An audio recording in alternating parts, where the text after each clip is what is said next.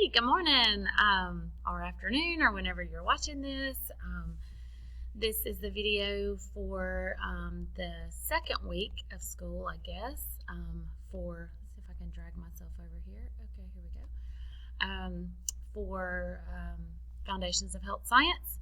So this week we're going to be looking at the history of healthcare. You should have the notes for the first portion on Schoology as well. So you'll just fill those in as we go along. So anyway, history of healthcare is basically how did we get to where we are.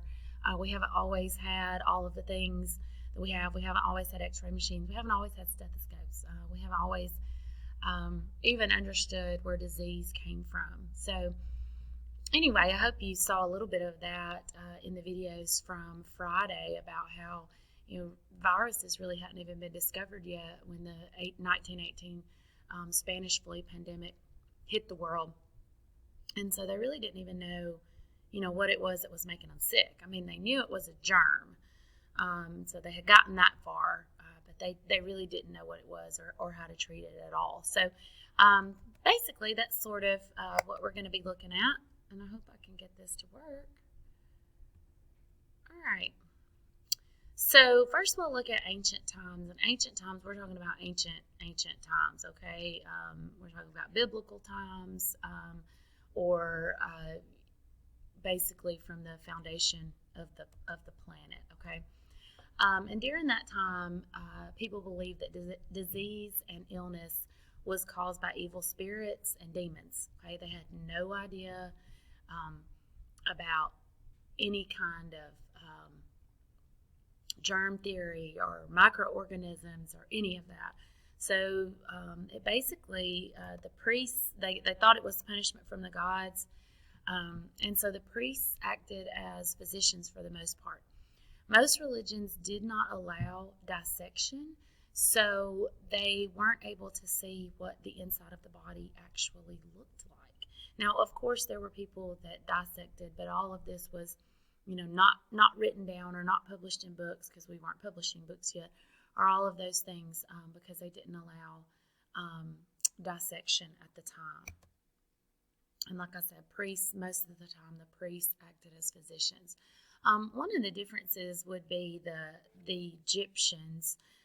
They did learn to embalm, but yet again, we didn't have like the internet or even the printing press. So what they discovered wasn't known, and even then, they still believed that disease and illness was caused by evil spirits and demons or punishment from the gods. All right, so Hippocrates, he lived from 460 to 377 BC, and he is considered the father of medicine. He was the first one to keep records, and this is what helped establish that disease is caused by natural causes, not evil spirits. So he basically just started to hypothesize this, and then started to see how one person would get sick, and then people that they came in contact would get sick, and started realizing that this had to be more of a natural cause as opposed to an evil spirit. He actually stressed a good diet and cleanliness, which is pretty amazing because remember they had no idea about germ theory, and even people thought that was laughable, that something small that they couldn't see could damage something as large as us. But he knew that there was something going on there. All right, so then we move on to the Romans and the Roman Empire, which hopefully you have studied about in world history. If not, if you're a 10th grader, I think it's world history this year that you'll learn a little bit about the Romans. And the Romans discovered that diseases were connected to filth. So at this point in time, most people don't have indoor plumbing. We don't have a sewer system yet, in the ancient times. And so it's pretty nasty. People don't bathe on a daily basis. They also drank contaminated water. They had poor sanitation. And so the Romans actually discovered that diseases were connected to those things. The Romans were actually the first civilization to have hospitals. So this is the first time that someone would actually leave the home and go to a facility to be treated. Doctors made house calls, which they still did, but they were the first civilization to actually have a building where you would take someone to be treated for a sickness or a disease. They drained the swamps to reduce malaria. Now, they did not know that malaria, they didn't know what malaria was because it's actually caused by bacteria, so they didn't know what it was, but they just drew the conclusion that malaria, the disease, was caused by people that lived close to swamps because of mosquitoes, so they drained those swamps so that the mosquito population would die out. So even without microscopes or anything like that, they started to draw those conclusions.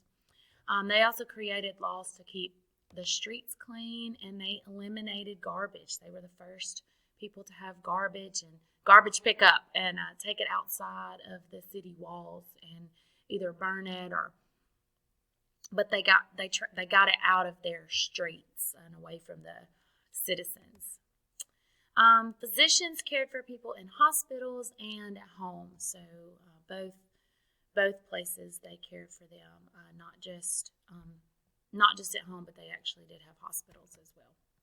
All right, so this is a picture of the Roman baths, and so this is just a depiction right here, but these are actual pictures. This is an ancient Roman bath that you can still travel to and see. Basically, only the extremely, extremely rich would have had baths in their home, okay? And this would have been shared by the entire family, something like this or like this. You may have seen movies depicting something like this from ancient times. But so here we have, the water reservoir, but still, that water is, standing, so it's not going to be the cleanest water in the world, and the whole family is taking a bath in it. Now, then they would have city baths, and if you travel to parts of the Roman Empire one day, that was the ancient Roman Empire, you can still see like the ruins of some of these baths. But we know from history that this was kind of like a gathering place for people. So, and men and women would be separated, and they would pay to come in. And there would be like it was sort of like a pool, but no chlorine. So there would be like a rinse-off pool, and then there would be one that would be hot from mineral springs. And some of this was natural water, so there was some water circulation, but still, if you're taking a bath with everybody in your community, you can imagine how disease could spread from that. But that was the cleanest that they could be. I guess they figured it was better than taking a bath in the lake, and yet again, they still didn't bathe daily. All right, so our summary for ancient times is that the average person had poor personal hygiene. They drank contaminated water. They had unsanitary living conditions. These were the diseases: typhoid, cholera, malaria, dysentery, which is like a terrible form of like diarrhea, or like the stomach bug, leprosy, and smallpox infected many and were likely fatal. If you came down with one of these things, you were most likely not going to make it from that. So the average lifespan, if you made it out of childhood, was 20 to 35. Now, remember, when we're talking about averages, we're taking every person in the population. So there were babies that didn't make it out of infanthood. Lots of people have very large families to possibly have, one child that would survive, one or two. There were people, of course, that lived until, their 80s. There were people that lived, to be much older than 20 to 35. But as the average, that was the average lifespan for ancient times. Okay, So now we're going to enter into the Dark Ages. And so if you haven't had world history, or if you're in world history this year, so the Dark Ages, that takes place like after after the fall of the Roman Empire. And I'm looking to see how far the notes go through today. So it looks like we're going to go through the Renaissance. So there's just a few more slides for today. So this began after the fall of the Roman Empire is when the Dark Ages began. And this was just like a time that was the study of medicine stopped. So pretty much everything. So the Roman Empire had taken over most of the known world, and they had, that was good. It was bad for, if you were taken over and enslaved, but it was good in the fact that, a lot of their teaching and science and even aqueducts, they did carry fresh water into all different parts of the Roman Empire because they had soldiers there. And so they were, taking care of those soldiers. So when the Roman Empire fell, the study of medicine stopped. This was like kind of just every society started to take itself back over. And so there just wasn't this collective when they were under this empire. I don't want to make it sound like the Roman Empire was a fabulous thing. It was good in some ways, but in other ways they were very cruel, and you'll learn more about that in world history. But and they were conquerors. But so the study of medicine stopped, and so the monks and the priests went back to being physicians, but they were obviously not trained, and so they just went back to what they knew, which was stressing prayer. Around the Middle Ages, the monks began studying the Roman and the Greek writings, and they realized that what they had learned, what the Roman and Greek scientists had learned during the Roman Empire, and started, putting those into practice again, like the practice of Hippocrates and hospitals and all those things again. So the world is moving forward, and we enter into what's called the Middle Ages. And this is the time period between the Dark Ages and the Renaissance period. So medical universities were created in the 9th century. So this is the first time that we have any real formal training for doctors. Okay, still don't have formal training for nurses, but we have some formal training for doctors. So before that, it was just very informal. Just basically, they would pass down what they learned from one person who wanted to be a physician to the next person that wanted to be a physician. So this is the first time we actually have like a test or a license for someone to become a doctor, which is kind of scary. But at the same time, they also worked very closely. Like if I was a physician, I would take you on as I might take on, 3 or 4 people that I would train and bring up. And the ones kind of, now we call those interns. Like I saw a group of interns going around the hospital yesterday with one physician. And so that's basically what they did in the Middle Ages. All right, but then the bubonic plague hit, and the bubonic plague killed 75% of the population of Europe and Asia. So I usually, if you're in class when we're doing this, which I guess you wouldn't be, or you wouldn't be watching this video, I usually go around the room and have I count, okay, 1, 2, 3, stand up, 1, 2, 3, stand up, because it killed 3 out of 4 people. So those of you that I guess you could sort of look around your classroom and feel like this a little bit, but we have about half of our student body, but take out another 1/4 of those, and they're not just at home doing virtual, but they're dead. So that was how the bubonic plague was. So in places that had 100 people, now suddenly there was only 25. So it was very rampant.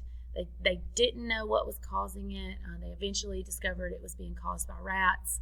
and that it was spreading on ships, but they had no idea what was causing it at the time. So diseases that we have vaccines for killed babies and children: mumps, measles, chickenpox. All of those killed. Polio for sure, but smallpox definitely. Those that we have vaccines for. Y'all didn't even get a smallpox vaccine, neither did I.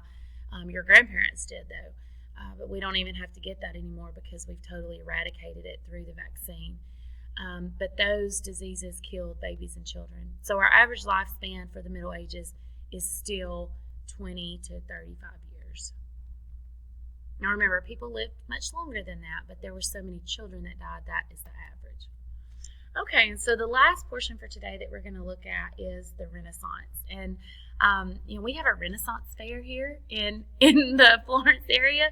If you don't know about it, you should check it out. It's really awesome. I always ask, anybody know what Renaissance means? And it means, and hopefully you'll learn this when you get to world history, but it means a rebirth.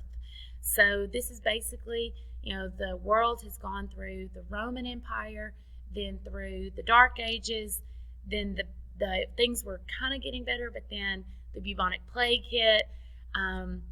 So things are getting better, and so this is a rebirth. What Renaissance means is rebirth. And this was a rebirth of science, of medicine, not just of those two things, of literature, of music, of everything. And so if you go to a Renaissance fair, there's lots of bright colors, there's lots of music and dancing, and it was just a rebirth of the world for the most part. What's really exciting for the medical field is that for the first time, human dissection is allowed. So this is the first time that publicly, now of course things were, and you can do some reading about the Dark Ages of medicine where people would dig up bodies and dissect them because humans have always been curious, or they would dissect animals to try to figure out. And today if we find somebody dissecting an animal, then we're going to be real concerned psychologically. But back then, it was really just out of curiosity.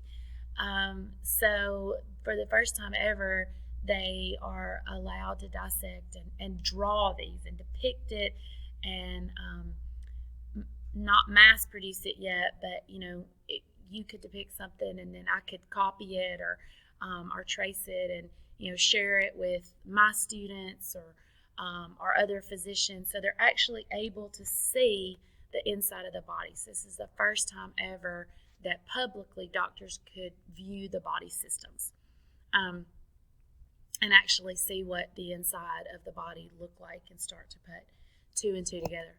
Artists would depict the body accurately for the first time publicly yet again, so that we could start to understand how the body worked together. Medical books are published, so yay! Just through this, through artists depicting the body, through dissection, artists depicting the body accurately, we start to make medical books and start to see what the inside of the body looks like, how it works, and you're going to do a worksheet that shows you some of the other dates of when some discoveries are made. All right, and the lifespan so our lifespan goes up, is 30 to 40 during this period of time.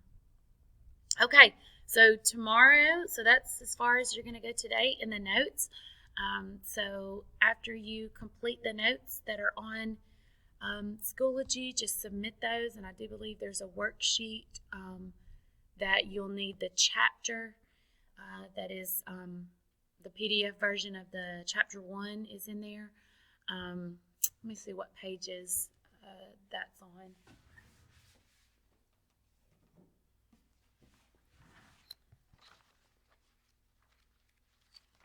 So there's most of this you can find from the charts that are on page, possibly starting with page 4. It shows you primitive times. It goes into a little more history about the ancient Egyptians and Chinese and Greeks that I didn't go into. But then, so pages 4 through 5, basically, guess pages 4 through 15, you can find some historical event charts that'll help you with the worksheet that I hope turned into a Cami so that you could turn it in.